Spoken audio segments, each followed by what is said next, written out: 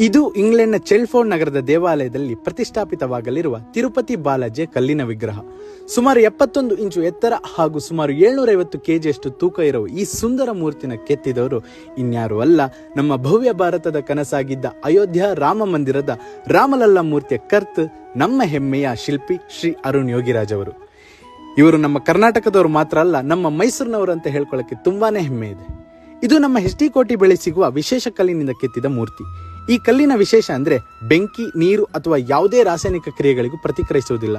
ಈ ವಿಗ್ರಹದಲ್ಲಿ ಬರುವ ಎಲ್ಲಾ ಅಂಶಗಳು ಅಂದ್ರೆ ಕಿರೀಟ, ನಾಮ, ಕರ್ಣಮಂಡಲ, ಸೊಂಟದ ಪಟ್ಟಿ, ಎದೆಹಾರ, ಉಪಗ್ರೀವ, ಕುಚ್ಚು, ಶಂಖ, ಚಕ್ರ ಎಲ್ಲವನ್ನು ಕೂಡ ಅತ್ಯಂತ ಸೂಕ್ಷ್ಮವಾಗಿ ವಿವರವಾಗಿ ಕೆತ್ತಲಾಗಿದೆ.